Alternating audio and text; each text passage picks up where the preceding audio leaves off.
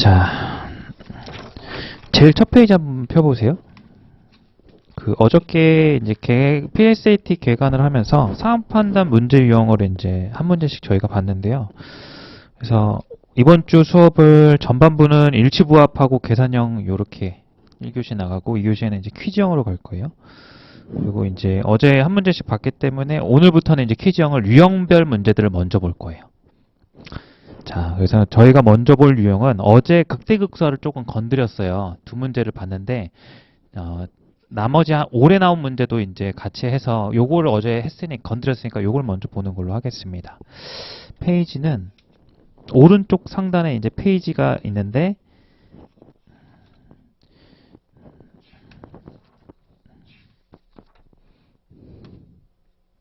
19쪽 가보시면 문제 6번이 있을 거예요. 이게 이제 올해 극대극소 문제거든요.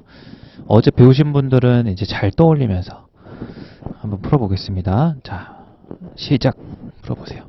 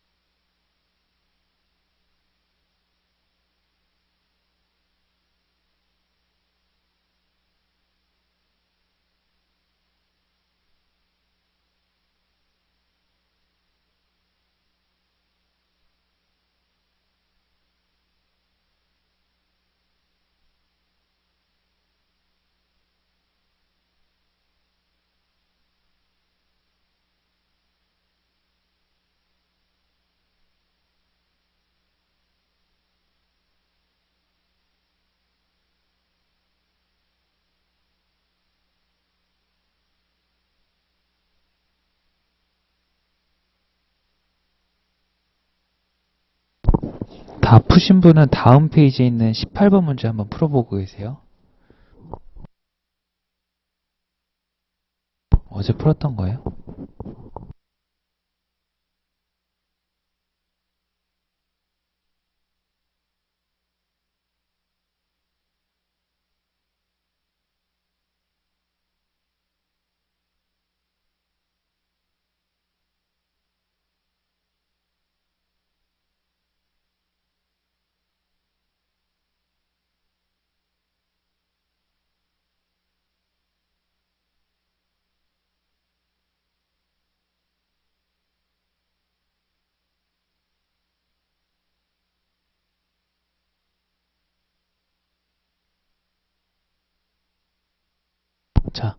같이 한번 풀어보겠습니다. 올해 문제는 되게 쉬웠어요. 어저께 제가 설명드린 극대극소화 문제 유형을 어떻게 접근해라라는 전략을 드렸는데 그렇게 접근하지 않아도 쉽게 풀리는 문제였거든요. 자, 그래서 이제 제가 이제 주로 하는 얘기가 픽셋의 이제 모든 근본적인 유형을 저는 확인과 도출로 이렇게 나누는데 말 그대로 이제 확인이라는 건 일치부합처럼 주어진 정보를 그대로 확인하는 거예요. 도출은 이제 주어진 조건을 가지고 이제 새로운 명시적으로 나타나지 않은 정보를 이끌어내는 거죠. 연역적 사고와 관련이 돼 있어요. 자, 확인부터 한번 가볼게요. 여러분들은 항상 이거를 베이스로 두셔야 돼요. 퀴즈형으로 가실 때 도박을 할 수는 없잖아요. 고민하고 있으면 안 되니까. 자, 판을 읽어보면 다음 글을 근거로 판단할 때 값이 수강할 과목만 모두 골라라. 그럼 여러분들 다 보셨으니까 저도 이제 핵심만 그냥 집어내겠습니다. 이게 이제 주어진 8시간이 나와 있을 거예요. 이렇게. 그리고 학습 점수의 최대화를 하고자 한다. 그죠? 자. 그리고 수강 시간만큼 학습 점수를 인정한다. 점수의 방법. 그 다음에 권장 수강 주기 이내에 2배 학습 점수 인정한다. 마지막 과목별 수강 시간을 다 채운 경우에 하나의 학습 점수를 인정한다. 요건 약간 이런 거죠. 7시간 채우지 말라 이거예요. 8시간 다 채우라는 거예요. 다 쓰라는 거죠. 그죠? 어제 이런 얘기를 해드렸습니다. 극대극소화에서 항상 여러분들은 요걸로 해주셔야 된다 했죠. 부분 최적화를 이거 이제 어떻게 보면은 연속적으로 접근하라 했고, 항상 첫 번째로는 기준을 두라고 했어요. 그 다음에 두 번째로는 효율성. 어제 효율성이란 말은 안 썼는데 비율 기억나실 거예요. 제약분의 이거 기억나시죠? 원하는 것. 이제 요게 도출의 형식으로 풀 수 있는 제가 세운 이제 극대극소화 문제 유형의 풀이 전략이에요. 자, 일단 요 얘기는 도출에 가서 하고요. 확인으로 한번 가봅시다. 그럼 이런 거잖아요. 권장 수강 시간은 2배로 시간만큼을 2배 해주는 거니까 여기서 일단 표를 정리하고 들어가는 게 깔끔하겠죠. 권장 수강 시간 안에 들어가 있는 과목을 먼저 찾아보자라는 거예요. 첫 번째 11개월, 2월, 다음 연도 21년 2월 20일. 그럼 지금 현재 시간이 21년 1월 15일이니까 여기는 안에 있는 거 맞죠? 그죠? 그럼 여러분들 이런 거를 봤을 때 2시간 수강하면 점수는 4점이다. 이렇게 써줄 수 있겠죠. 그 다음에 그 아랫부분은 9개월을 더하면 13에서 1월 11일이죠. 안타깝게 4일 부족해서 안 되죠. 여기는 그대로 이제 2의 학습 점수가 될 거예요. 왼쪽에 써도 되고 뭐 오른쪽에 써도 되고요. 6개월 다음 12월이니까 얘도 안 되죠. 3.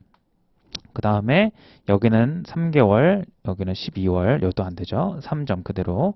그 다음에 2020년 8월 20일, 6개월 더해주시면 2월 20일, 이거 되죠? 요거는 2배에서 10점 이렇게 되는 거예요.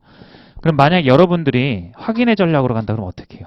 어렵지 않잖아요. 이 점수들을 더하면 되잖아요. 1번, 통일교육, 폭력 예방교육 이렇게.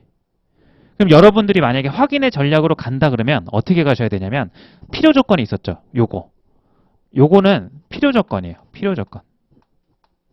무조건 만족해야 되니까 이거의 합의 수강 시간의 합이 얼마로 나와야 되는 거예요? 8시간 나와야 되는 거예요.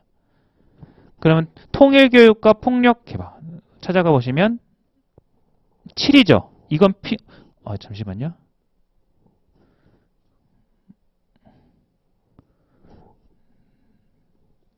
죄송합니다. 죄송합니다. 요거 제가 잘못 해석했어요. 다시 읽어볼게요. 과목별 수강 시간을 다 채운 경우라는 게 주어진 8시간을 다 채우라는 게 아니라 과목에 2시간이 있으면 2시간을 다 채우라는 거예요. 의미 없는 거예요. 그냥 모순 방지. 1시간 반, 2시간짜리 1시간 반 듣는다고 인정 안 해준다는 거예요. 별 의미 없다는 소리예요. 다시. 그럼 뭐 7시간 들어도 상관없겠네요. 그럼 이제 계산만 하면 되겠네요. 통일교육하고 폭력 예방교육 더해주면 되니까 여기 구해놨던 10하고 4를 더하니까 여기는 얼마? 14 이렇게 구해주시면 되겠죠. 두 번째는 통일교육, 장애인 인식교육, 보안교육. 통일교육, 장애인 인식교육, 그 다음에 보안교육. 8 딱 되고 더해보시면은 여기는 10 이렇게. 통일교육, 청년교육 4, 보안교육 여기는 7 이렇게 나올 거고 청년교육 그 다음에 장애인 인식교육 5, 폭력 여기는 10 보안교육 그 다음에 폭력 예방교육 여기는 8 그래서 답은 얼마? 1번 이렇게 구해도 나쁘지 않죠? 여러분들 간단하죠? 그죠? 근데 이제 어제 말씀드린 대로 우리는 항상 리뷰를 할 땐 여러분들이 어려운 문제가 나올 거라는 생각을 가지고 항상 다른 전략도 구비를 해놔야 된다고. 이제 이 얘기를 한번 해볼게요. 확인의 전략으로 이렇게 선지를 모두 확인해주면 되겠죠. 첫 번째는 필요 조건이 있다면 필요 조건을 먼저 걸으시고요. 자, 도출은 이거예요. 이걸로 한번 가보겠습니다. 자, 이렇게 해도 풀린다 이거예요. 여기서 제약이 뭐죠? 여기서 제약은 시간이죠. 몇 시간 제약돼 있죠? 8시간 돼 있어요. 그럼 원하는 건 뭐죠? 학습 점수예요. 학습 점수 이렇게. 그죠? 그럼 어떤 걸 기준으로 하라고 했어요? 기준이 뭐가 되는 거예요, 그러면? 제가 얘기했잖아요. 제약분에 원하는 거라고. 그럼 여러분들이 기준이 제일 첫 번째로 들어야 될 이런 우선순위를 가릴 수 있는 기준이 시간분에 뭐가 되는 거예요? 학습 점수인 거예요. 이게 당연한 건데 이렇게 설명해도 충분히 이해하는데 조금 절차를 만들어 드린 거예요. 따라왔어요? 그럼 여러분들이 이 문제를 요거 기준으로 간다 그러면 이렇게 가시면 돼요. 얘는 몇 시간 수강하죠? 통일교육은? 2시간이죠. 이게 효율성으로 따지면 2라는 거예요. 시간 대비 점수가. 이해되시죠? 그 다음에 청년교육은 어떻게 되시죠? 1이에요. 여기는 어떻게 되죠? 1이에요. 여기는 어떻게 되죠? 1이에요. 여기는 어떻게 되죠? 2예요. 이렇게. 그러면 자, 어제 이런 예를 들어드렸어요. 해변가에 모양과 크기가 전부 다른 돌멩이가 이렇게 있는데 한 손바닥에다가 최대한 많은 돌멩이를 쥐어달라. 이렇게 게임을 냈다면 여러분들은 무조건 작은 돌멩이만 찾아가지고 쥐면 되죠. 그때 중요한 건 제일 작은 것부터 쥐라는 거예요. 아시겠죠? 그럼 여기에서 이제 여러분들이 제일 처음에 하셔야 되는 건 요거와 요거 중에 이제 하나를 선택하시는 거예요. 그럼 두 개가 있는데 효율성이 있는데 하나는 2시간짜리고 하나는 5시간짜리예요. 그럼 뭐부터 줘요? 무조건 여러분들은 많이 효율성은 많이 확보할 수 있으면 더 좋은 거잖아요. 큰 거부터 가세요. 즉 1순위가 폭력 예방 교육이라는 거예요. 이해돼요? 자, 그래서 1순위가 폭력 예방 교육이에요. 그럼 그 다음 2순위는 이제 뭐가 돼요? 얘랑 이제 얘네들을 비교하는 남은 것들을. 근데 여기서 중요한 게 있는 게 2순위에서 통일교육도 얘가 효율성이 2라고 해서 고르게 되면 저희는 5시간을 쓰고 나면 현재 시간은 몇 시간이 남아있죠? 3시간인데 3시간을 가지고 2시간을 쓰면 나머지 1시간을 쓸 수 있어요? 없어요? 사실상 여기에서는 2시간을 투자한 게 아니라 사실상 저는 몇 시간을 투자하는 거예요? 기회비용 따지면. 사실상 매몰 비용이잖아요. 남은 1시간은. 3시간 쓴 거예요. 이해돼요? 수정이 들어가는 거예요. 마지막 정합에서는. 이해되죠? 그러니까 이 순위에서는 효율성이 통일교육이 뭐가 되는 거예요? 효율성이 2가 아니라 뭘로 바뀌는 거예요? 2분의 4, 2가 아니라 3분의 4로 이렇게 바뀌게 되는 거예요. 이해돼요? 얘는 1.3 얼마 이렇게 가겠죠. 3333 이렇게. 그죠? 그러고 놓고 나머지랑 비교하는 거예요. 그럼 얘가 효율성이 뭘로 바뀌었어요? 2가 1.333으로 이렇게 바뀌었는데 나머지 비교해봐도 얘가 더 큰 거 명확하죠. 그래서 얘네들을 뭐 3을 이렇게 하는 것보다는 얘와 얘를 선택하는 게 낫다 해서 선지와 상관없이 도출이 되는 거예요. 이게 올해 문제가 되게 쉬운 편이었어요. 상황 판단이. 그러니까 쉬웠으니까 이렇게 선지 확인해도 충분했지만 일반적인 시험의 난이도를 생각했을 때는 선지 확인해서 최대를 찾는 문제는 유일해요. 이전기출 통합해서. 그러니까 이걸 유형으로 만약에 접근한다면 선지 확인으로 가는 건 불확실하니까 웬만하면 이걸로. 어제도 좀 어려웠죠, 이게. 근데 문제 쉬워지니까 좀 이 문제는 이해 잘 되죠. 이 기준으로 찾아가는 게. 자, 어제 풀었던 문제인데 제가 한번 어제 거 다시 한번 설명해 볼게요. 이거와 같게 느껴져야 돼요. 난이도는 훨 올라가거든요. 다음 문제 한번 넘어가 볼게요. 자, 다음 문제 제가 이제 다 푸시면은 풀라고 했던 게 어제 오신 분들은 풀어서 다 문제를 알고 있는데 오늘 오신 분들은 이제 문제를 보니까 문제 읽어보라고 시간 드린 거거든요. 다 읽어봤을 거라 가정하에 이제 바로 설명 들어갈게요. 자, 푸지 마세요. 이게, 자, 제 얘기를 한번 들어보세요. 자, 요 문제 읽어봤으니까 여기도 똑같아요. 제약이 뭐예요? 10만 원을 모두 써서 만족도를 최대화하고 싶은 거예요. 그죠? 자, 확인 도출부터 얘기를 해봅시다. 만약에 이걸 확인으로 가려면 문제 어떻게 풀어야 돼요? 그쵸? 조합. 아까는 선지 5개만 확인하면 됐는데 요건 어떻게 해야 돼요? 10만 원 가지고 뭐 6만 원 이렇게 가야 되죠? 6만 원, 3만 원, 1만 원, 6만 원, 2만 원, 2만 원, 5만 원, 3만 원, 5만 원, 4만 원, 1만 원, 5만 원, 3만 원, 2만 원 이거 언제 다 하고 있을 거예요. 설령 내가 그냥 그 순서 상관없이 하나를 찾았다 쳐. 그래서 이렇게 찾았다 쳐볼게요. 15점 그럼 5만 원 쓰고요. 여기다가 4만 원 쓰고요. 1점 이렇게 썼어요. 그럼 몇 점이죠? 더해보면은 25점이 나왔거든요. 근데 내가 찾은 게 그게 제일 크다라는 보장을 어떻게 하냐 이거예요. 찍는 거랑 다를 바가 없는 거예요. 무슨 얘기인지 하죠. 그러니까 상황 판단의 이런 문제들이 정상적인 난이도라면 이런 문제들이 이제 등장하는데 이럴 때에는 확인으로 절대 풀 수가 없는 거예요. 내가 조금 이것보다 큰 게 나왔다 하더라도 정답을 확실 못해. 그럼 시간을 오히려 버린 거죠. 차라리 넘기는 게 낫죠. 그렇게 풀 바에는. 무슨 얘기인지 이해하셨죠? 그래서 이런 18번 문제가 문제 18번 문제가 확인의 전략으로는 제가 봤을 때 되지 않는다라는 거예요. 그러니까 우리가 항상 리뷰할 때 도출의 전략을 준비해야 되는 이유가 이런 데 있어요. 난이도가 올라가면 도출의 전략으로만 가능한 문제들이 등장하니까. 도출로 한번 가볼게요. 자, 그러니까 유형적으로 접근할게요. 어떤 특별한 아이디어가 아니라 이건 유형이 있다니까요. 풀이가 똑같아요. 여러분들은 기준을 먼저 잡으라고요. 여기서 기준이 이제 뭐가 되는 거예요? 또 가봅시다. 제약이 뭐예요? 제약이 그렇죠. 돈 10만 원인 거예요. 10만 원. 원하는 건 뭐예요? 만족도예요. 그럼 여러분들 이거 가지고 기준을 세우라니까요. 기준이 뭐가 되는 거예요? 돈분의 만족도인 거예요. 10,000원당 만족도가 소비할 때 얼마가 되느냐. 느껴져요? 어제보단 조금 두 문제 같이 보니까 나을 거예요. 이게 제 욕심 같아서는 19년도 문제 하나 더 봤으면 완전 풀이가 똑같다는 걸 더 아실 텐데 그래도 이제 너무 길어지니까 두 문제면 충분할 것 같아요. 다시 한 번 더. 그럼 여러분들이 해야 될 건 여기 만족도에서 이 효율성 이거 값을 기준으로 하나씩 긁어 모으기 위해서 요 값들을 계산해 줘야 돼. 1만 원당 만족도가. 그래서 여기에 만족도는 1만 원, 2만 원 썼을 때 총만족도, 3만 원 썼을 때 총만족도잖아요. 그래서 이걸 기준으로 봐야 되니까 1만 원당 만족도를 다시 써주면 돼요. 어떻게? 차감하면 되죠. 이게 누적이니까 여기에서 이거 빼면은 2만 원 썼을 때 3만 원 쓰게 되면 만 원 추가한 거잖아요. 만 원 소비했을 때 늘어나는 만족도가 나오는 거예요. 효율성. 그렇게만. 그럼 이걸 한번 써보면 자 외식이 이렇게 있고요. 다시 한번 써볼게요. 여기다가. 안 보이니까 저 화면이 잘 안 보이더라고요. 졌다 쓰면. 전시회 관람이 있고요. 그 다음에 쇼핑이 있는데 이렇게 써달라고요. 1만 원을 쓰면 3만 원이고요. 여기는 1점이고요. 여기는 1점이고요. 그 다음에 여기는 1만 원을 추가하면 2점이 추가되고요. 여기 2점이 추가되고요. 그 다음에 6점이 추가되고요. 그 다음에 2점이 추가되고요. 그 다음에 1점이 추가됩니다. 이렇게. 요게 이거예요. 지금 요게. 그다음에 여기 같은 경우는 2점이 추가되고요.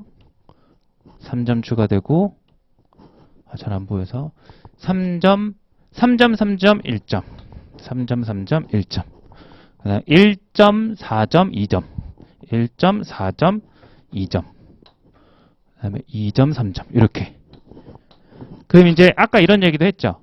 부분 최적화라고 해서 한 번에 그 조합을 찾는 게 아니라 항상 시작을 기준을 잡고 시작하라고요. 보통 필요 조건이라는 게 보통 있어요. 여기 문제 같은 경우는 요게 필요 조건이에요. 모두 사용하여 요것도 필요 조건이고 외식과 전시회 관람 쇼핑을 한 번씩 한다. 그러니까 한 군데에다 10만 원을 쓸 수는 없는 거예요. 한 번씩은 한다 했으니까 10,000원은 써야죠. 그죠? 그러니까 필요 조건이 어디서부터 가는 거예요? 여기서부터 출발하는 거예요. 여기가 출발선이 되는 거예요. 즉 현재 상황은 10만 원 중에 3만 원을 소비한 상황에서 그 다음에 여러분들은 최대화를 극대화를 해주면 되는 거예요. 어떻게? 10,000원씩 소비해서 더 많은 만족도만 골라내면 되는 거죠. 이해하셨죠? 그죠? 그럼 여기서 눈에 보이는 게 있어야 돼. 그럼 내가 10,000원을 써서 가성비를 따지겠다는 거잖아요. 10,000원을 써서 많은 만족도를 누리고자 하는데 요 10,000원당 늘어나는 만족도를 숫자를 봤을 때 눈에 보이는 게 분명히 있다고요. 어떤 거죠? 아, 이건 무조건 써야 되겠다. 앞에 2만 원, 2만 원도 보정이 될 만큼, 그죠? 좀 적어도 돼. 나눠줘도 커지잖아요. 그럼 얘 같은 경우 왜 눈에 띈 거예요? 3만 원을 추가하게 되면 이 값이 얼마예요? 6이니까 여기까지 추가하게 되면 3분의 10이 기준이 되는 거예요. 저 값으로 얘기하면. 이해했죠? 그러니까 여기까지 오는 데는 이것도 소비를 해줘야 되니까. 이 앞에 것도 같이 봐줘야 돼요. 그럼 여기를 선택하면 이 값이 작아져요, 커져요? 작아지니까 보류하는 거예요. 다른 게 있나 없나. 이해하셨죠? 여기는 어디까지예요? 요 정도까지겠죠. 얘는 한탕은 없는데 꾸준하게 333 이런 게 등장하고 있잖아요. 그죠? 여기도 이렇게 보자라고요. 여기는 만약에 추가로 4만 원을 쓰게 되면 4분의 얼마가 되는 거예요. 다 더해보시면 11까지 이렇게 오는 거예요. 이렇게 썼을 때. 그러면 이제 얘는 얼마죠? 여기까지 오면 1인 상황이고 만약에 얘 같은 경우는 얘가 크긴 한데 여기까지 오면 얼마예요? 얘가 2분의 5인 상황이죠. 1만 원당 얻을 수 있는 만족도가 평균적으로. 일단 예산 제약은 고려하지 않았고 딱 이제 스캔만 한 거예요. 그 다음에 이제 만 원, 10만 원 가지고 들고 사는 거죠. 자, 가볼게요. 그럼 여러분들 봤을 때 이건 무조건 사야 될 것 같은데요. 3.333 이렇게 가는데요. 얘는 얼마로 가죠? 3점은 안 되죠. 얘는 2.75죠. 그죠? 얘는 얼마죠? 2.5인 거야. 그럼 10만 이거를 봤을 때 여기가 이 세 줄에서 가장 극대화되는 지점으로 보이긴 해서 여기를 했는데 이걸 다 살 수 있나 생각해 봤더니 만 원, 2만 원, 3만 원, 4만 원. 여기 필요한데 4만 원이 필요하고요. 여기는 다음 건이 5만 원 필요하고요. 여기는 3만 원이 필요하니까 예산이 지금 초과됐잖아요. 그러면 거꾸로 버려도 되는 거잖아요. 12만 원에서 내 10만 원을 맞추기 위해서. 그럼 버릴 때 여러분들 어떻게 버려? 가성비 제일 떨어지는 거 버리겠죠. 그러면 이렇게 두 개 있네. 그죠? 이렇게. 이건 버려야 되니까. 이해돼요? 이 노란색 동그라미는 무조건 출발선이니까 버릴 수 없는 거고요. 그래서 이 문제는 이렇게 극대화를 하나로 도출할 수 있는 거예요. 그래서 최종적인 이거 쓰면 안 되니까 답은 쇼핑에 10,000원, 전시회에 50,000원, 외식에 40,000원. 요걸 더한 저기서 더해야 되겠죠? 4번 20 이렇게 26점 이렇게. 그러니까 뭔가 상황 판단 문제를 이제 여러분들이 아무것도 안 하고 가시면 이런 것도 에라 모르겠다 찾아놓고 25점 나왔네. 이렇게 푸시는 친구들도 있더라고요. 내가 25점 찾았으니까 답은 하나는 더 클 거야. 이렇게 해서 4번 찍어서 실제로 이렇게 맞추시는 분도 봤는데 그렇게 가면 사실 찍는 거랑 다를 바 없잖아요. 그죠? 그래서 안 푸시는 게 낫죠. 그렇게 푸실 바에는. 만약에 제가 또 19년 문제를 또 욕심상 지금 보고 싶긴 한데 또 준비하진 않았으니까 똑같이 풀려요. 여러분 그러니까 어제도 보고 오늘도 보니까 요게 중요한 거 아시겠죠? 제약분에 내가 원하는 것을 기준으로 이렇게 하나씩 사는 거예요. 부분 최적화로. 한 번에 찾으려고 하지 마세요. 자, 요 정도만 해서 이제 어제 봤기 때문에 유형 제일 첫 번째로는 극대극소화. 요건 거의 요새 최근에는 매년 나오고 있어요. 작년에 2문제 나왔고 올해는 1문제. 자, 그 다음 유형으로 이제 한번 보겠습니다. 이제 돌아와서 그 앞에 페이지 16페이지 한번 가보시겠어요? 17페이지 왼쪽에 이제 퀴즈형 문제에서 제가 제일 첫 번째로 순서는 이제 여러분들이 접근하기에 가장 수월한 난이도적으로 조금 쉬워 보이는 유형들로 좀 순서는 배열을 했고요. 방정식 문제가 올해 유독 많이 나왔어요. 올해가 상황 판단이 조금 난이도가 쉬웠는데 쉬운 방정식 문제 되게 많이 나왔거든요. 그 중1 때부터 여러분들이 고1 때까지 대부분 활용 문제 같은 거 수학 시간에 풀어보셨을 거예요. 그거다라고 생각하시고 접근하시면 돼요. 새로운 건 없습니다. 자, 지금 이제 그 첫 번째 문제 8번 한번 풀어볼게요. 자, 풀어보세요.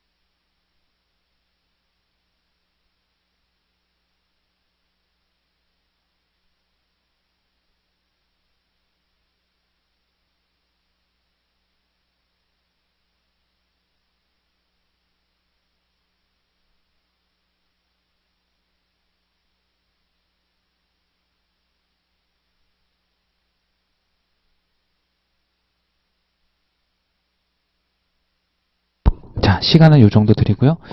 정답은 5번 이렇게. 8번 문제 같은 경우는 이제 거속시에 관한 문제죠. 그래서 요거 다들 알고 계실 거예요. 속력이라고 하는 것은 시간분의 거리다. 이렇게. 요거 가지고 아마 푸는 문제였을 거예요. 자, 읽어보겠습니다. 처음에 뭐 읽을 필요 없죠. 세 번째 줄. 바퀴벌레 초당 150cm 속력으로 달린다. 1초의 몸 길이가 50배. 그럼 이제 상판 같은 경우에서는 이런 거 나오시면 바로바로 구해두시는 게 편해요. 나중에. 이게 실제 결과적으로 보면은 요 세 번째 줄하고 네 번째 줄은 별로 필요가 없는 정보였거든요. 근데 이제 이런 습관을 저는 드리는 편이에요. 상판에서는 왜냐면 이런 전제가 깔려 있어요. 자료 해석에서는 상판 일치부업도 마찬가지고 확인형 문제 같은 경우는 제가 빨리 풀기 위해서 어떤 필요 없는 부분을 대강 읽거나 안 읽거나 하죠. 그래서 필요한 부분만 찾아가잖아요. 근데 퀴즈형 같은 경우는 필요 없는 조건을 줄 리가 없어. 도출이기 때문에. 약간 그런 전제를 제가 깔고 있어요. 그렇기 때문에 약간 글을 읽을 때 뭔가 스탠스가 다른 거죠. 확인형은 슥슥 읽는다면 퀴즈형 같은 경우는 꼼꼼히 읽고 도출되는 게 있으면 바로 저는 구해두는 편이에요. 사소한 거라도. 자, 이런 건 얘기해요. 초당 150cm에 가는 속력이 있는데 1초의 몸 길이가 50배가 되는 거예요. 그럼 여기서 안 물었더라도 몸 길이를 구할 수 있는 거잖아요. 얘가 초당 150cm니까 몸 길이 요 녀석이 얼마라는 소리예요? 3cm다. 이 정도는 이제 바로 이제 나오고 적어둘 수 있는 거예요. 결과적으로 안 써먹었지만. 자, 그 다음에 또 읽어보시면 신장이 180cm인 육상 선수가 1초에 신장이 50배가. 그럼 여기에서 거리를 일단 가려면 여러분들은 180cm에다가 이제 어떻게 해줘야 돼요? 50배니까 50을 곱해줘야지 이게 뭐예요? 1초당 가는 거리겠죠. 그죠? 그럼 이게 1초당이니까 그 다음에 문제에서 물어보는 건 1시간당이잖아요. 그럼 여기에다가 뭐 해주면 돼요? 곱하기 60? 아이고 1분인가요? 시속인가요? 거기에 60분하고 또 60 이렇게 해주시면 되겠죠. 그죠? 그러면 이제 요거를 계산할 때에도 약간 자료 해석에 썼던 센스를 좀 발휘해주세요. 어찌 됐든 여기 부분에서 이제 60 곱하고 50에 180을 할 건데 요렇게 곱하시면 여기가 이제 300 이렇게 나올 거고 요렇게 곱하시면은 숫자가 540 1040 맞나요? 1080 이렇게 가겠네요. 그죠? 블라블라 이렇게 갈 거예요. 그럼 왜 이렇게만 써놨냐면 지금 여기 선지도 보시면 저는 1의 자리를 항상 먼저 계산하는 편이에요. 1의 자리가 중복되는 형태로 주는 케이스가 오히려 거의 없고 개별적으로 1의 자리가 달라진 경우가 많거든요. 자료 해석이든 상판이든. 그래서 3하고 8을 곱해보는 거죠. 그럼 1의 자리가 얼마죠? 4. 이렇게. 이해됐어요? 계산하셔도 좋고요. 시간 좀 더 쓰시고. 저 같은 경우는 1의 자리만 확인해서 이렇게 확인한다라는 얘기예요. 이게 상판은 별로 안 중요한데 자료 해석은 되게 중요해요. 그리고 저는 피셋을 푸는 습관들이 이런 게 조금 공통되는 부분들이 과목이 달라도 들어간다. 뭐 이런 얘기. 자, 자료 해석 이제 동영상 강의 무료로 올라가 있으니까 한번 보세요. 숫자 다루는 거라든지 시간 줄이는 거에 대한 얘기를 거의 대부분 하고 있으니까. 자, 어찌됐든 이렇게 기억 확인하고 선지 활용해서 내려가겠습니다. 그래서 세상에도 이거 의미 없죠. 뒤에 거는 수치가 중요한 거니까. 반면 로봇공학에서 수중 로봇에 대한 연구도 활발하다. 필요 없고요. 미국에서 개발된 바닷가재 로봇은 높이 20에 길이 이게 이렇게 주어져 있고 물속 길이 될 수 있다. 10월엔 세대 블라블라블라 길이 구하는 거죠. 그 두께가 이렇게 있는데 이 물고기 로봇은 미국 바퀴벌레의 3분의 1 속력. 여기 이제 약간 그나마 조금 연계시킨다고 미국 바퀴벌레를 이렇게 연결시킨 것 같아요. 제일 첫 번째 보시면 미국 바퀴벌레 같은 경우 속력이 1초당 얼마였죠? 150이었죠. 근데 거기에 3분의 1의 속력이라 했으니까 이 속력이 의미하는 게 1초당 얼마가 되는 거예요? 50cm가 되는 거죠. 이렇게 세크. 자, 수중에서 속력이라는 줄은 그렇겠죠. 1분의 몸 길이가 200배가 되는 거리를 간다는 거다. 그럼 이제 니은의 길이를 아직 모르니까 x라고 두면 저희가 이거를 계산할 수 있잖아요. 그죠? x에다가 얘 초속이 얼마였어요? 50이었죠. 그죠? 근데 얘는 뭐라 그랬어요? 분이라고 했단 말이야. 식이. 분이니까 이게 초당 간 거리고 여기에 60초에 해당하는 60을 곱해준 게 얘가 또 뭐가 되는 거예요? 1분의 몸 길이의 200배. 여기가 지금 뭐죠? 저 어떻게 시켰죠? 현재 이 중에 속력이 가면 언제 1분의 먼 길이 200배가 되는 거리를 간다는 뜻이다. 그죠? 잘못됐죠? 이렇게 세워야 되죠? 200x. 이렇게. 그러면 이제 15, 300 나누기, 3000 나누기 200. 이해하셨어요? 제가 말을 처음에 잘못하긴 했는데, 구하는 걸 x로 두고서 그 x의 200배가 일단 200x가 되는 거고, 그리고 이 녀석이 1분의 200배의 몸의 길이를 간다고 했으니까 200x 이해되죠? 그 다음에 속력의 초속이 50cm인데 1분당 간 거라고 했으니까 이게 1분당 간 거리. 그게 200배와 같다. 이렇게 단순하게 세워서 풀어주시면 돼요. 자, 오른쪽 문제 같은 경우는 이제 비례식입니다. 여러분들이 눈으로만 풀려고 하지 마시고 식을 좀 정확히 처음 리뷰할 때 실전 가서는 이게 사실 이렇게 안 푸신 식 안 세우고 푸신 분들도 많죠. 그게 뭐냐면 어렸을 때 거석실을 이렇게 많이 하다 보니까 요거를 그냥 머릿속에 넣어놓고 그냥 도출해 낸 거예요. 사소한 이 식 하나를. 근데 이게 만약에 안 된다면은 당연히 그걸 거쳐야 되는 거예요. 사소한 거라도. 그러니까 어렸을 때 이런 활용 문제를 풀 때 식을 안 세워서 푸셨다면 지금 잘 안 된다면 그걸 꼼꼼하게 절차를 거쳐보세요. 단순히 한 번에 하려니까 안 되는 거예요. 자, 오른쪽도 식을 잘 세워보세요. 비례식입니다. 여러분들이 세워야 될 건. 9번 한번 풀어보세요.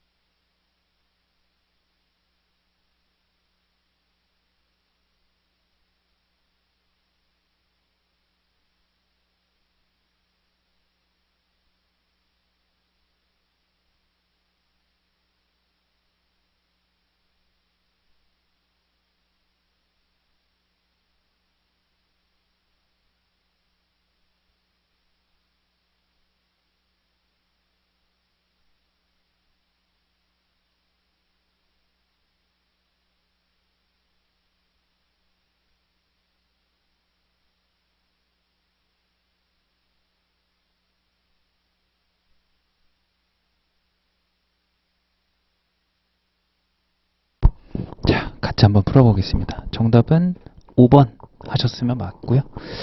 자, 여기서 이제 요 앞에 얘기는 읽어보시면 요거였죠. 이렇게 수직선상에서 도시가 이제 4개가 있었을 거예요. 이렇게 O 도시와 A 도시와 B 도시와 이제 C 도시가 이렇게 균등한 거리여서 30km 맞죠? 이렇게 있었을 때 이 도로공사의 건설 비용을 3가지 안에 따라 비용을 분담하는 안이 주어져 있을 거예요. 그래서 이제 첫 번째부터 읽어볼게요. 첫 번째 안은 각 도시가 균등하게 비용을 부담한대요. 그러면 이제 이거는 비율을 묻는 거기 때문에 전체가 얼마 들지 계산하는 문제가 아니에요. 그냥 도시가 총 몇 개죠? 4개가 이렇게 있죠. 그죠? 그럼 여기 첫 번째 안 같은 경우는 1대 1대 1대 1이라는 걸 되게 이제 쉽게 확정하고 갈 거예요. 전체가 4가 되겠죠. 비례식이니까 전체 숫자는 바뀌어도 상관없어요. 뭐 2대 2대 2대 2도 좋고. 자, 두 번째 안 한번 가볼게요. 두 번째 안. 각 도시가 이용 구간의 길이에 비례하여 비용 부담을 부담한다. 아, 그러면 지금 이제 여기에 내용을 한번 잠깐 읽어봐야 되겠네요. 어디로 가는지도 중요한 거니까. A, B, C가 비용을 분담하면서 O에서부터 A, B를 거쳐 C까지 연결하는 건설한다. A, B, C 주민은 O로의 이동을 위해서 도로를 이용한다. 이게 이제 중요하겠네요. 즉 A, B, C가 한 방향 O로만 이렇게 갔을 때, 그죠? 그럼 이제 O 도시는 이걸 이용하지 않죠. 그럼 여기서는 O의 비용은 뭐가 되는 거예요? 0 이렇게 가주시면 될 것 같아요. 자, 그러면 구간의 길이 A는 얼마만큼 이용하죠? 요걸 하나로 두면 1, 얘는 2, 얘는 3 이렇게 되는 거예요. 그럼 비례식이 1대 2대 3 이렇게 나오겠죠. 그럼 여기 전체 같은 경우는 6이고 여기 전체 같은 경우는 3이에요. 그러면 이제 굳이 식으로는 안 쓰지만 이거와 이거는 같은 거예요. 맞죠? 그 생각하시면서. 세 번째, 도로를 OA와 그 다음에 AB와 이걸 각각 구간을 나눠서 이 구간을 이용하는 도시가 해당 구간의 건설 비용을 균등하게 부담한대요. 그러면 여기 구간 같은 경우는 A, B, C 3개의 도시 인구들이 모두 이용하겠죠. 그러면 자, 역시나 이제 O는 이용 안 하니까 0이 될 거고요. 그럼 여기 부분에서 일단 여기 부분만 나눠보면 몇 대 몇 대 몇이 되는 거예요? 1대 1대 1이 되는 거예요. 이해돼요? 그래서 저는 일단 이렇게 써둘게요. 1대 1대 1 이렇게. 여기가 전체가 3이 되는 거죠. 그럼 여기 구간은 이제 누가 되는 거죠? 누가 이용하죠? B하고 C가 이용하죠. 그죠? 그럼 요거는 1대 1 이렇게 되는 거예요. 맞아요? 그럼 여기 구간은 이제 누가 이용하죠? 1. 그럼 중요한 게 이거예요. 여기 사실 비례식이 있지만 이게 연립방 정식이에요. 여기의 전체 값과 이 전체 값이 어떻다는 거예요? 같은 거예요.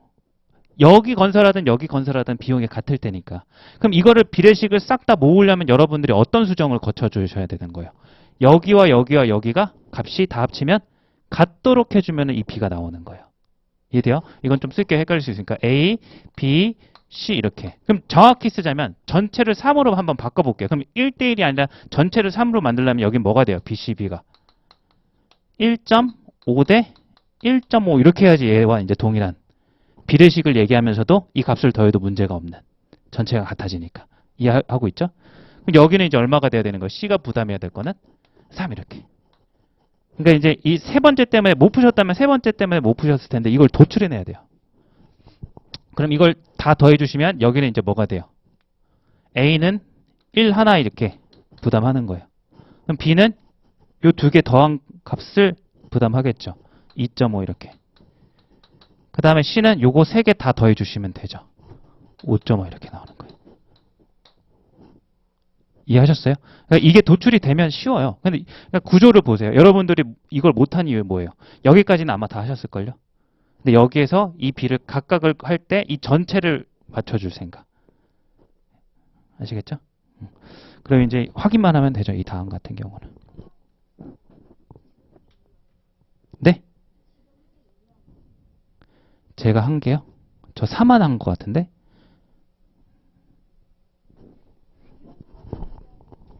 아, 이용 구간의, 그게 이거죠. A는 구간의 길이가 요 한 단위만큼 이용하고요.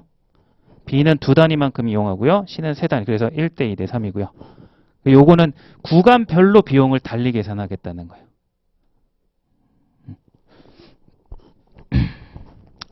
자, 그래서 이제 요거는 다 확인하면 되니까 쭉 읽는 거밖에 안 되기 때문에 정답만 보면요.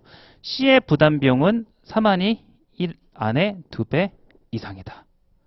이렇게 나오는 거죠. 그럼 여러분들이 확인해 주셔야 되는 건 뭐예요? 아, 요거죠. 여기 1항과 여기 1항. 그럼 여기 같은 경우 죄송합니다. 여기 전체가 4죠. 그럼 C가 부담하는 게 여기서 얼마죠? C의 부담이 4분의 1 이렇게 나올 거예요. 그러면 이제 여기 부분은 이제 어떻게 돼요? 얘가 절반 이상 부담하냐? 라는 거잖아요. 그죠? 절반 이상, 2배 이상 부담하네요?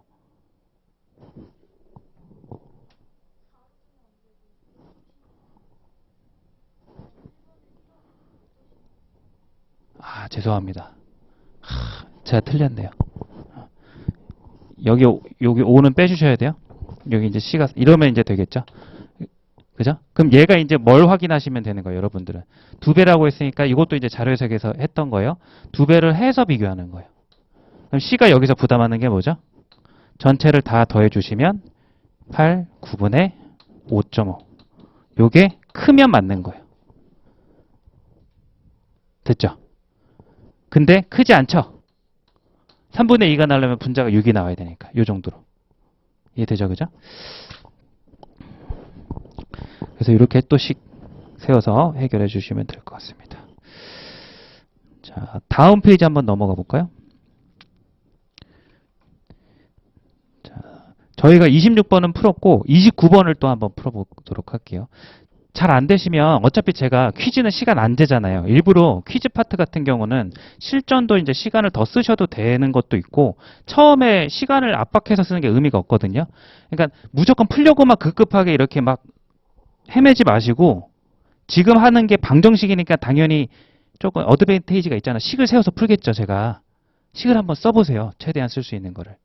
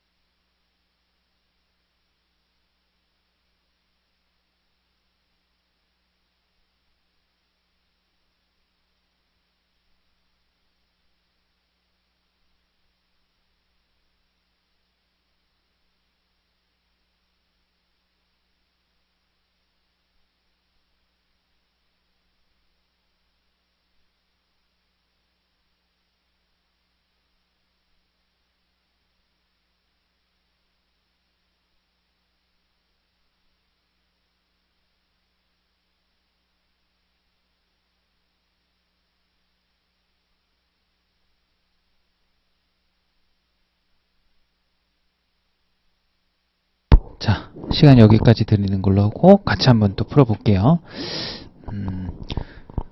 이 문제 같은 경우는 이제 갑이 있고 을이 있는데 갑이 이제 시계를 교정하는 거죠. 현재 시각이 얼마인지 몰라요.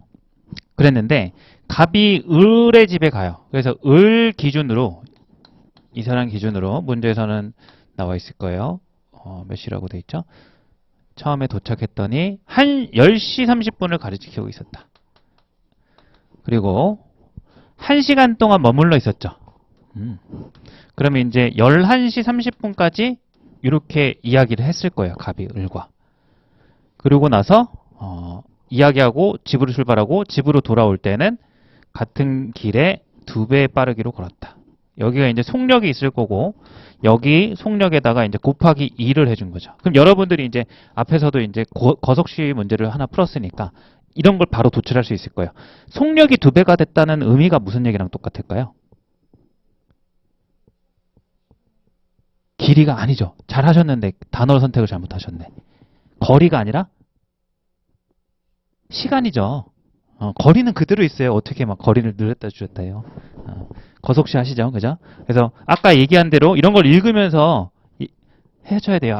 이게 무슨 얘기랑 똑같은 거냐면 돌아오는데 걸린 시간 있잖아요. 시간이 절반이었다. 이런 얘기가 같은 거예요. 돌아올 때 걸린 시간이 절반이었다. 그럼 여러분들이 이제 문제에서 묻고 있는 거 이거잖아요. 갑 입장에서 처음에 몇 시였는지 모르지만 돌아왔을 때도 모르는 상황에서 이걸 어떻게 구할까? 이렇게. 그러니까 이 속력의 힌트를 가지고 시간을 도출해냈잖아요. 그러면 당연히 미지수는 시간과 관련이 되어야 되는 거예요. 맞아요? 근데 이제 정확한 시각이 아니에요. 시간이에요. 각이 아니에요. 자, 힌트는 딱 이거 하나거든요. 갔다가 오는데 제가 여기 안 적은 힌트 하나가 있어요. 아까 얘기했잖아요. 필요 없는 조건은 절대 없을 거라고요. 퀴즈에서. 안 쓴 조건 한번 찾아봐요. 제가 이 칠판에다 안 쓴 조건. 뭘까요? 찾아보세요. 네? 그렇죠. 그거예요. 그리고 제가 힌트 드렸잖아요. 시각이 아니라 그거는 잘못된 시계니까 각을 알 수 있는 게 아니라 뭘 알 수 있어요? 시간을 알 수 있죠. 시간. 갔다가 돌아오는데 얼마 걸렸다는 거예요. 그래요. 이거예요. 이게 2시간이라는 거예요. 느껴지는 거 없어요? 너 X면 너는 2X구나. 너랑 1시간 이야기했고 너랑 이 3개 더하면 얼마다? 너다. 이렇게 세울 수 있는 거잖아요. 써볼까요? 2X 더하기 1시간 더하기 X. 이게 뭐예요? 처음 갈 때 걸린 시간 2X. 이야기하는 때 걸린 시간 1시간. 돌아오는 데 걸린 시간 X. 그게 더한 게 총 소요 시간 2시간이 나온다라는 거예요. 이렇게. 그럼 요거에 따라서 X는 얼마가 나오는 거예요? 3분의 1. 시간이 나오는 거죠. 그럼 이게 사실상 몇 분이에요? 20분이 걸렸다는 거예요. X가. 그 X가 뭐였죠? 돌아오는 데 걸린 시간. 그럼 물어볼게요. 11시 30분에 출발했으니까 도착한 시간은 뭐가 되는 거죠? 11시 50분 이렇게 나오고 뭔가 잘못되지 않았어요? 그쵸. 그래서 이제 12시 이렇게 나오겠네요.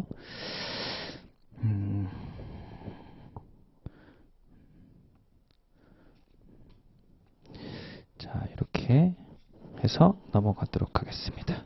그래서 여러분들이 이 식 하나만 찾으시면 돼요. 그러니까 뭔가 필셈 문제를 보실 때 미리 준비를 하실 때에는 그러니까 퀴즈 문제를 보실 때 뭘 특별히 준비를 안 하시잖아요. 그러니까 미리 약간 이렇게 수식으로 풀리는 문제들을 조금 습관을 들여놓으세요. 식 작성하는 거를.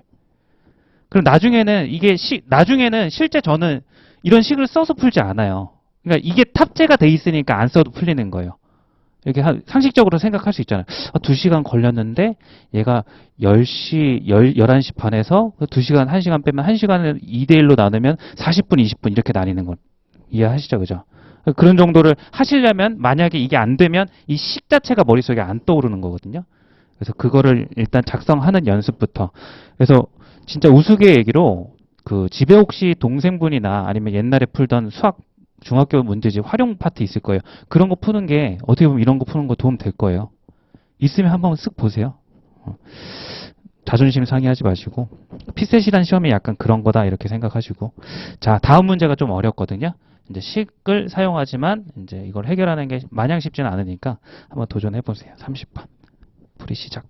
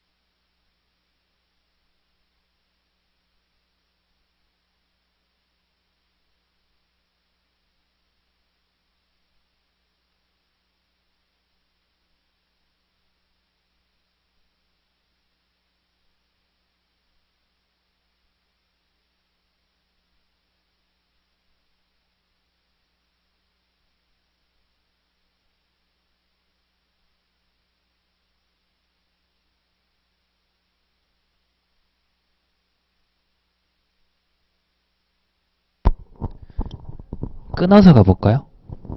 이거를 제가 기억번호 한번 해볼게요. 니은번을 시켜보고 디귿은 또 제가 해보고 그렇게 가볼게요. 이게 감을 못 잡으니까 아예 접근 자체를 못 하실까봐 조금 끊어서 가볼게요.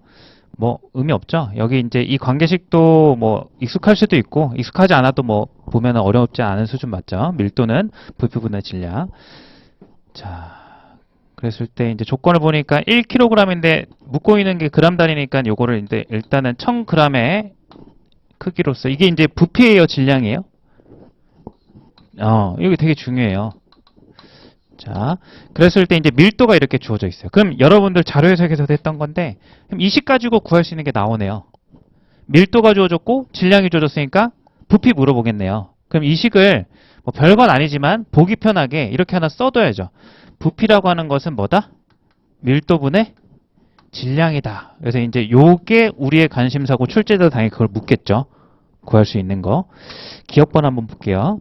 대장장이가 왕관을 금으로만 만들었다면 넘친 물의 부피는 50 세제곱 센티미터였을 거다. 그래서 금으로만 만들었을 때 부피를 구하라는 거예요. 기억번 한번 해볼게요. 그럼 금으로 만들게 되면 부피는 어떻게 돼요? 밀도, 주어진 대로. 금의 밀도는 얼마입니까? 20 이렇게 나오겠죠.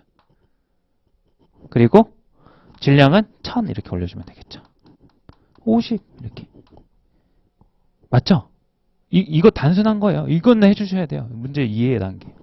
그래서 이제 요거는 맞는 선치. 니은 하나만 이제 제가 해보고 디귿을 시켜볼게요.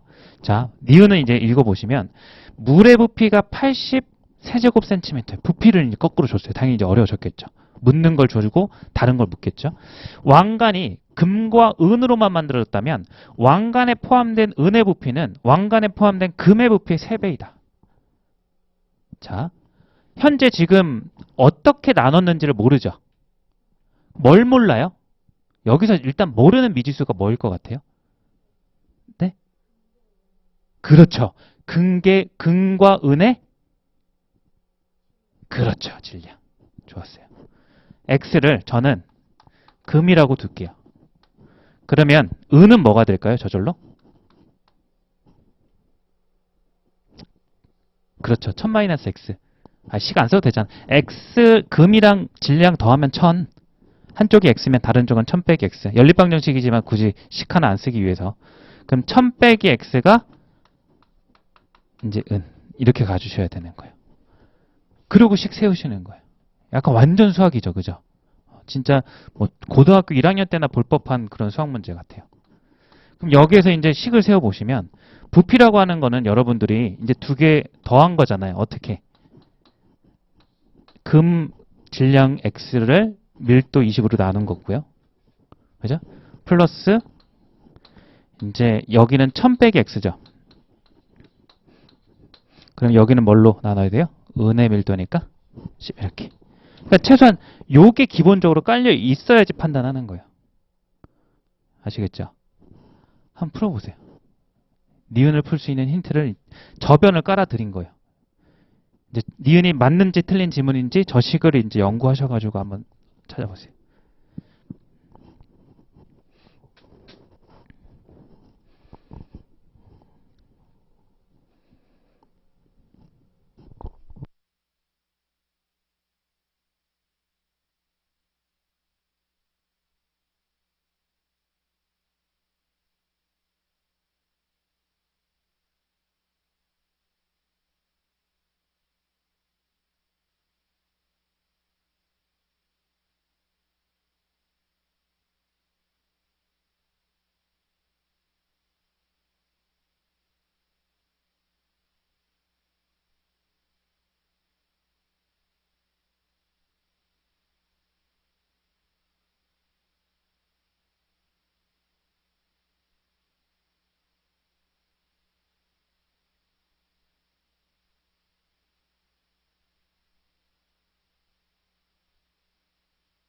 자, 왜 시켜봤냐면 이게 만약 그냥 쉬우면 안 시켰겠죠. 그냥 했겠죠. 마무리. 근데 이제 여기에서 이제 부피가 3배이다. 질량으로 보시면 안 돼요. 자, 지금 니은 같은 경우는 거꾸로 부피를 80이라고 이렇게 준 거죠. 그럼 여러분들은 도출이 아니라 이건 확인하는 거예요. 문제 니은 주어진 대로 니은이 이게 맞으려면 은의 부피가 왕관에 포함된 금의 부피의 3배라고 했으니까 80을 1대3으로 나눠주시면 되는 거예요. 부피가 3배라고 해요. 이거 오해하기 쉬운 게 제가 왜 시켰냐면 질량이 1대3이라는 얘기가 아니에요. 그래서 막 250, 750 가면 틀리는 거예요. 이 문제는. 그거 일단 찾아내셔야 돼요. 그거 정확히는 헷갈리지 마셔야 돼요. 그래서 부피가 1대3이라고 했으니까 80 전체 부피가 주어져 있는 상황이죠. 그죠? 그럼 금이 1이고 은이 부피가 3이라는 소리는 여기에 값이 20이고요. 여기에 값이 60이 되는 x가 존재하느냐 이렇게 묻는 거랑 똑같은 거예요. 그러면 이건 이제 계산 암산 되잖아요. 20분의 x가 20이 되는 x 얼마죠? 금의 질량? 400. 그래서 1000에서 400을 뺀 600 나누기 10이 60 나오는지 확인하는 거예요. 맞죠? 딱 맞았죠? 등호 성립하잖아요. 다시요. 부피가 80인데 부피가 1대3이래요. 은이 금의 3배라 했으니까 1대3이잖아요. 그러면 80을 1대3으로 나누는 건 20과 60이잖아요. 그래서 20분의 x가 금의 부피인데 그게 20 나오려면 x가 400 질량을 가져야 된다고요. 그럼 더해서 1000이니까 은은 저절로 600 질량을 가지는 거죠. 600 나누기 10이 60이 나오냐 이렇게 물은 거예요. 니은의 선지가. 이해돼요? 자, 그 다음에 그러면 자, 또 시간 드려볼게요. 리을을 먼저 확인하시고요. 리을이 쉬우니까 그 다음에 디귿을 한번 해보세요.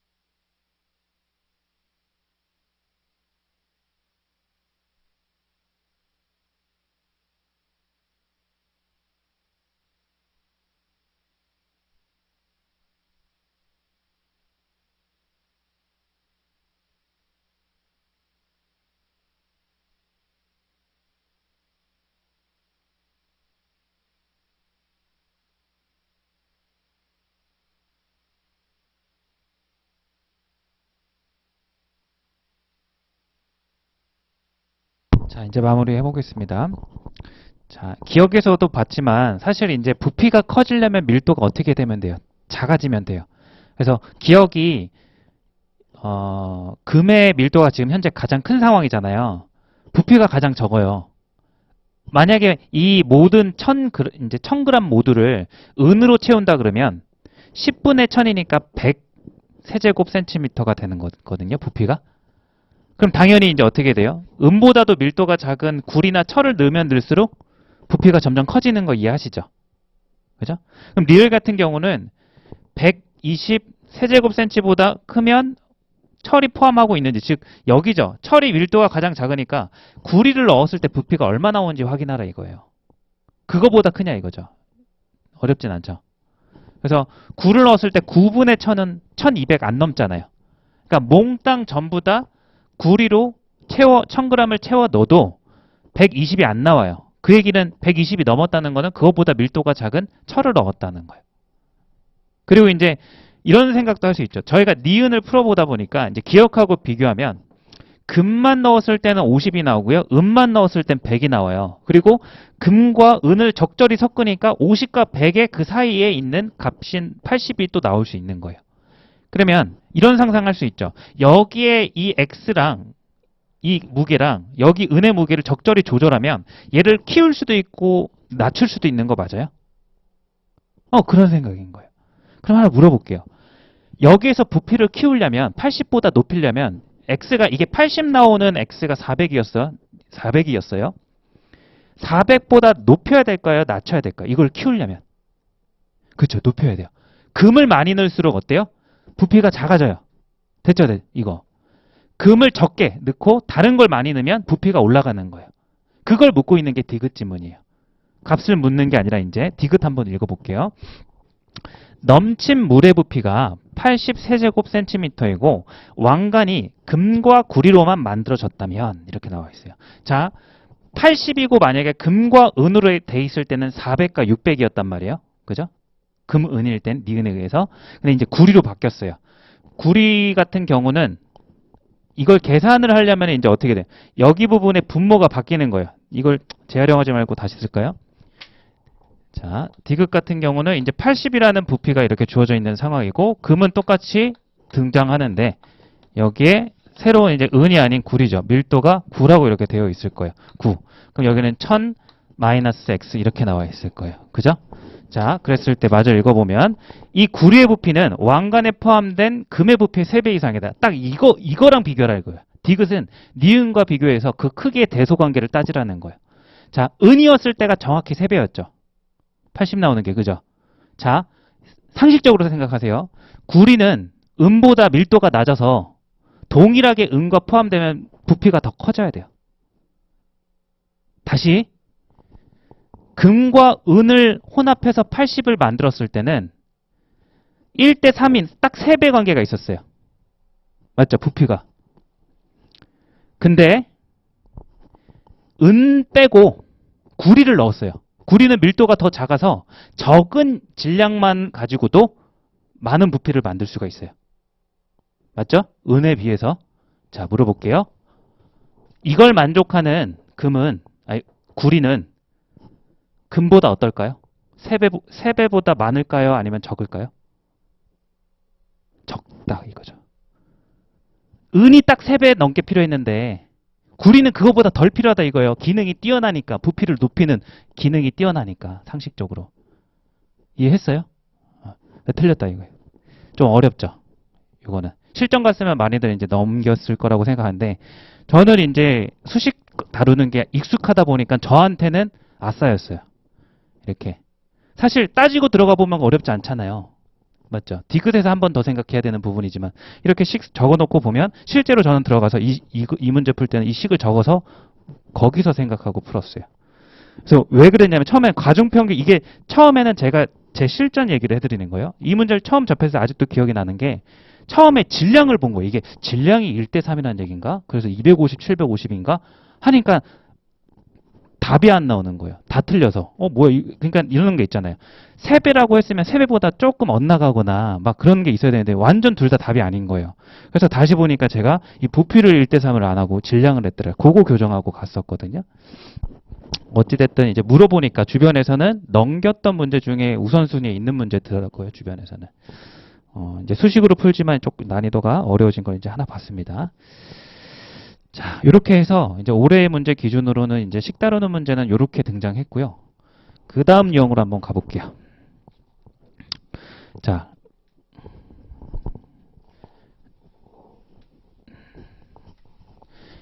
그 다음 문제 보시면 이제 경우의 수 이렇게 돼 있어요. 올해 같은 경우는 한 문제가 나왔고요. 이게 매년 나오진 않고 거의 이제 핑퐁 형식으로 나왔다 안 나왔다 나왔다 안 나왔다 나왔다 안 나왔다. 자, 어떤 문제라고 생각하시면 되냐면 중학교 때랑 고등학교 때 그 경우의 수 이런 거 배웠죠. 조합, 순열 이런 거 배웠죠. 그 문제 유형이랑 완전 똑같아요. 대신에 순열과 조합까지는 아니고 여러분들이 자, 요것만 기억하시면 돼요. 이제 아마 다 아실 건데 복기 정도라고 생각해 주세요. 피셋에서는 전문적인 순열과 조합의 지식을 묻진 않고요. 거의 대부분. 고배 법칙만 아시면 충분하겠더라고요. 문제를 쫙 보면은. 그래서 이런 거 기억하시나요? 이렇게 하나, 자, 문제를 하나 내볼까요? 이렇게 있어가지고 뭐 한붓 그리기 이런 게 있었는데 이렇게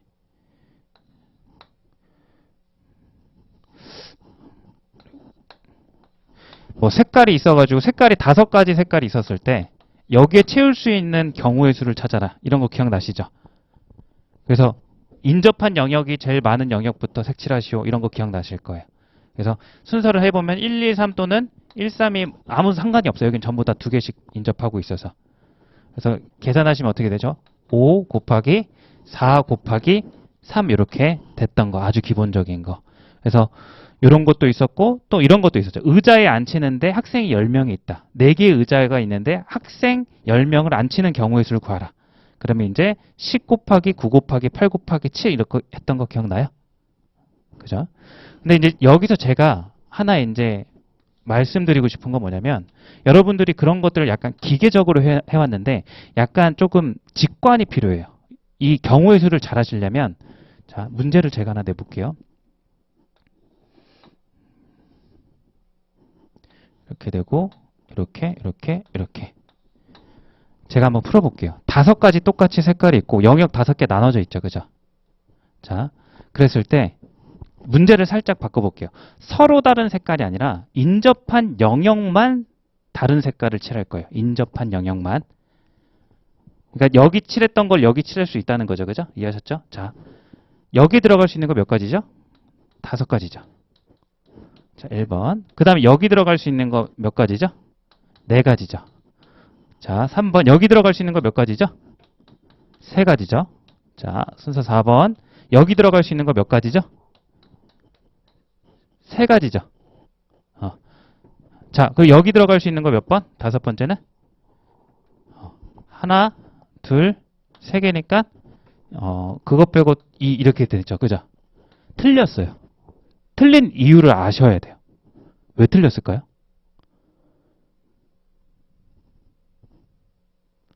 어디가 틀렸을 것 같아요? 이건 맞아요? 그냥 직관 찍어도 좋아요. 이거 맞죠? 100% 맞을 거예요. 이건 어때요? 이것도 맞겠죠? 5개가 다 들어가고 뭐가 들어가든 여긴 4가지 맞잖아요. 여기 쓴 걸 확실히 못 쓰잖아요. 그죠? 2개가 다른 거 맞죠?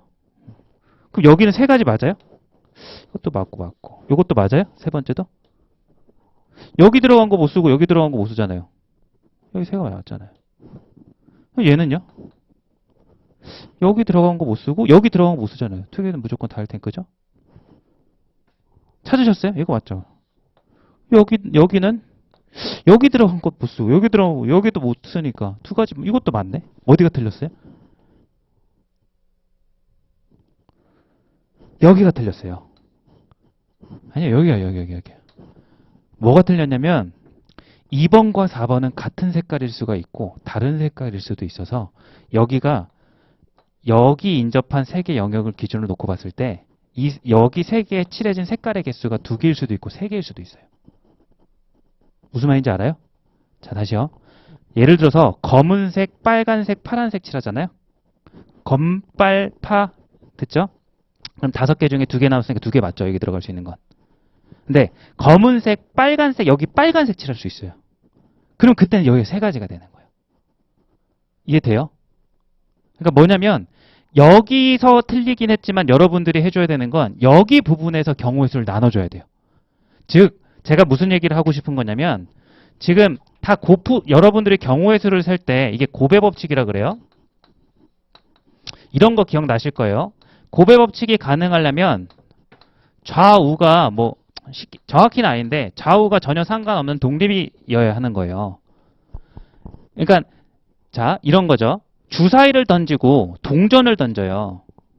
주사위를 던지고 동전을 던질 때 총 경우의 수는 6 곱하기 2가 될 거예요. 그렇게 6하고 2를 곱할 수 있는 이유가 뭐냐면 주사위를 던졌을 때 이게 어떤 숫자가 나오든 간에 동전이 앞면이 될지 뒷면이 될지 영향을 안 끼치는 거예요. 그럴 땐 곱하는 거예요. 무슨 얘기인지 하죠? 그러니까 학생을 의자에다 앉히는데 첫 번째 의자에 누가 앉히든 간에 뒤에 누가 앉는지 영향을 안 주는 거예요. 뭐 A라는 사람 이런 거죠. 영향을 주는 건 이런 거예요. A라는 사람이 있는데 A부터 1부터 10번까지 학생이 있는데 번호가 1번이 첫 번째 앉으면 내가 싫어하는 친구가 7번이어서 7번을 여기에 못 앉히게 할 거야. 이럴 때 고배 법칙이 깨지는 거예요. 무슨 얘기인지 느낌이 오죠? 그러니까 이거를 지식으로 가지고 계시면 안 돼요. 이런 것들을 다 배우셨겠지만 여러분들이 대부분이 외우셨을 거예요. 막 수열만 외우시고 조합만 외우시고 이렇게 한 게 아니라 그걸 다 따져 들어가다 보면 제가 이전에도 계속 강조하는 거지만 원리적인 직관이라는 게 있어요. 피셋은 그걸 갖다 쓰거든요. 그 느낌을 여러분들이 조금 알고 그걸 키우셔야 되는 거예요. 아시겠죠? 자, 이걸 정확히 해설 한번 해볼게요. 이런 거예요. 느끼라는 거예요. 이걸 할 때, 아, 여기에는 5가지가 무작위로 들어갈 수 있겠구나. 5. 그럼 여기 색깔이 무조건 들어갔어, 5개 중에? 그럼 여기는 무조건 4개야. 이건 확실하죠? 그 다음에 여기도 확실하죠? 3개. 그 다음에 이제 여기가 걸리니까, 여기가 왜 걸리는 거죠? 아, 이제 여기에 들어간 색깔이 2가지가 나뉘는 거예요. 왜? 얘랑 같은 색깔일 때와 얘가 얘랑 다른 색깔일 때. 이해돼요? 그래서 여기서 경우의 수가 2가지로 나뉘는 거예요. 어떻게 나뉘냐면, 그래서 이제 이게 틀렸고, 이제 이게 오른풀이에요. 여기에서 얘랑 같은 색깔이라는 건 경우의 수가 하나죠. 정해진 거니까. 얘 색깔 그대로 따라 써야 되는 거잖아요. 그러니까 1 이렇게 되는 거예요. 그래서 여기 글을 써볼게요.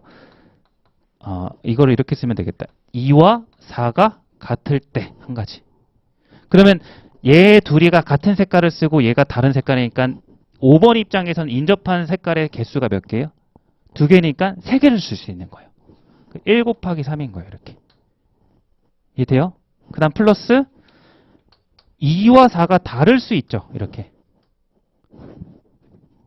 자, 그럼 경우의 수를 따져볼게요. 여기에는 원래 얘가 쓰던 거 원래 못 썼고요. 얘가 쓰던 거 못 썼죠. 그럼 3개 남은 상황이었어요. 3개 남은 상황에서 얘랑 같은 색깔을 안 쓰는 경우의 수는 몇 가지예요? 2가지예요. 2가지. 이렇게 생각하셔도 좋아요. 어찌됐든 전체는 3가지인 거 맞잖아요. 여기가. 그러면 1가지 빼고 2가지 이렇게 해도 좋고. 그리고 가능하다면 제가 하나 이걸 예를 들어놨잖아요. 그러면 5색을 뭐 검정색, 빨간색, 파란색, 주황색, 노란색이라고 이렇게 명명해 놓고 여러분들이 이 경우의 수를 쭉 써보는 것도 되게 도움돼요. 이 직관을 깨닫는 데 있어서. 그럼 이게 너무 많으면 줄이면 되잖아요. 이렇게 1, 2, 3, 4 정도로 이렇게 해가지고 영역 나누면 되니까 그거를 경우의 수를 쭉 써놓고 보면 이 그 나눠진 경우의 수가 이렇게 어떻게 탁 퉁쳐서 곱하기로 한 번에 구하고 어떻게 퉁쳐서 한 번에 곱하기로 구하고 있는지를 눈으로 보면은 그 직관이 생겨요. 항상 이제 직관이라는 건 우월한 생각이라는 건 그냥 드는 게 아니라 항상 원리적으로 탁탁탁 순서대로 왔을 때 돌아보면 생겨요. 전체를.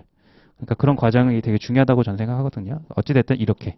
그래서 얘랑 색깔이 다른 경우의 수가 2가지고 그때는 요 색깔 3개가 전부 다 다르게 되죠. 그때 여기 올 수 있는 게 2가지다 해서 이게 느껴져야 되는 거예요. 경우의 수 셀 때. 그래서 제가 드리고 싶은 말은 피셋에서는 절대 이제 순열 뭐 MPR이라고 하잖아요. 조합 NCR이라고 하잖아요. 뭐 중복조합 이런 것도 있는데 절대 그런 것까지는 안 물어요. 고배법 근데 그게 새로운 게 아니라 결국 이 고배 법칙에서 나오는 것들을 공식화한 거에 불과해요. 모든 것들은 다 이거예요. 고배 법칙. 그러면 저는 이렇게 표현하거든요. 경우의 수를 셀 때 규칙성이라고 얘기를 해요. 이렇게 곱이 가능하다는 건 독립적이기 때문에 규칙성이 있는 거예요. 이런 거죠. 왜 5냐면 검, 빨, 파, 주, 노 5가지죠. 그럼 왜 4냐면 검은색일 때 빨, 파, 주, 노 빨간색일 때 검, 파, 주, 노 파란색일 때 검, 빨, 주, 노 이런 식으로 나오는 거잖아요. 그럼 그거를 다 세보면 결국 하나당 여기 하나당 4개씩 나오니까 5 곱하기 4를 한 번에 규칙성을 가지고 계산한 거잖아요. 그죠? 그러니까 고배 법칙이 가능하다는 건 그런 규칙성이 있는 건데 여러분들이 느끼셔야 되는 건 그런 규칙성이 깨졌을 때예요. 그걸 찾아내야 되는 거죠. 그냥 막무가내로 막 적어나가면서 푸는 게 아니라 규칙성이 깨지는 순간을 느껴야지 그걸 수정해서 풀어나갈 거 아니에요. 그러니까 약간 본질적인 얘기를 하는 거예요. 경우의 수 찾는 문제에서. 자, 뭐 지금 풀 문제는 그 정도로 뭐 이렇게 이 정도로 어렵진 않은데 이전 기출 경우의 수 문제를 보면 저런 경우가 막 나뉘어서 찾아야 되는 문제들이 많이 나오거든요. 그래서 한 얘기고. 자, 어찌됐든 요건 좀 쉬운 편이니까 한번 해보세요. 문제 10번 풀어보겠습니다.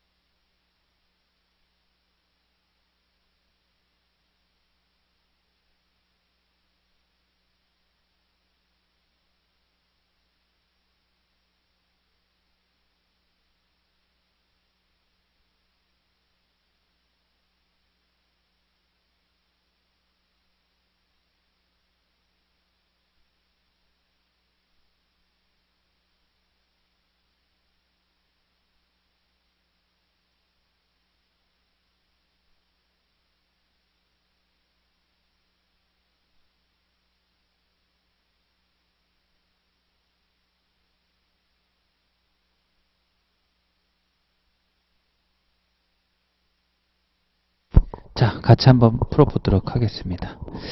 자, 하나의 단어를 표현하는 가장 긴 코드의 길이를 구하라. 그래서 일반적 대화에서는 18,000개의 단어를 사용된다.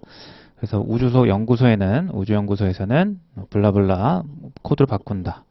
하나의 코드는 하나의 단어만을 나타낸다. 26개의 영어 알파벳, 소문자를 사용하여 왼쪽의 손을 나열한다. 코드 중 가장 긴 것의 깃을 최소화한다.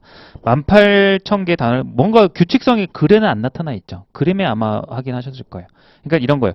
A에다가 한 단어를 매칭을 시키고, 이거를 이제 1대1 대응시킨다라고 얘기를 하잖아요. B에다가 또 한 단어를 하고, C에도 쭉쭉 가다가, 마지막에 이제 Z에다가 단어를 연결하겠죠. 그럼 한 자리의 알파벳만으로 나타낼 수 있는 단어는 몇 가지죠? 26개인 거예요. 그럼 그 다음은 어떻게 나타내겠어요? 여기 표에 나오다시피 이제 두 자리의 알파벳으로 가는 거예요. 그럼 두 자리 알파벳 A, A, B, AC, AD, AE 쭉쭉 갈 거 아니에요. 그죠? 그럼 결국 이거 26개의 알파벳을 두 자리에 배열하는 거랑 똑같으니까 경우에서 그냥 26 곱하기 26 해주면 그 가지수가 나오는 거예요. 이해돼요? 문제 이해를 못 하셨을 수도 있어요. 그래서 이제 한 자리수 해보면 26개, 정확히는 26개 이렇게 쓸게요. 그럼 두 자리수는 이제 몇 개예요? 26의 제곱개. 단어의 개수를 쓰고 있는 거죠. 그럼 세 자리도 있겠죠. 이게 부족하니까. 그럼 얘가 이제 26의 세제곱 뭐 이런 식으로 갈 거 아니에요. 이해돼요? 이 문제가 이제 그래서 18,000개의 단어를 매칭을 시켜야 되는데 알파벳이 이런 조합을 거쳤을 때 몇 개까지 이렇게 나열을 해야 되냐 이런 얘기랑 같은 거잖아요. 자, 그래서 이제 이 개수를 이제 구해 주시면 26개고 26 곱하기 26은 얼마죠? 625 76 678인가요? 맞나요? 676인가요? 676이네요. 자, 그 다음에 이제 여기 같은 경우는 뭐 블라블라 아직 한참 모자르죠, 그죠? 요거 같은 걸 계산을 해주셔야 되겠네. 676 곱하기 이제 26까지 해서 66, 6, 3, 42니까 5, 4, 36, 40 두 배 주면 되니까 1, 3, 5, 2 이렇게 되고 여기는 17,576 17,576 그러면 세 개의 알파벳을 연결해서 만들 수 있는 게 저거 근처까지 갔잖아요. 맞죠? 근데 이제 전체가 18,000이니까 이 앞에 걸 다 더해줘야 되겠죠. 그죠? 그럼 요거 세 개 더하면은 18,000 넘어요, 안 넘어요? 넘었잖아요. 그죠? 그럼 18,000번째 단어는 여기 있었겠네요. 세 자리 이렇게 나온 거. 이해할 수 있어요? 그런 문제였어요. 의외로 이게 이해가 안 돼서 이제 시도를 못할 수도 있는데 이해가 되고 나면은 풀이는 되게 간단하죠.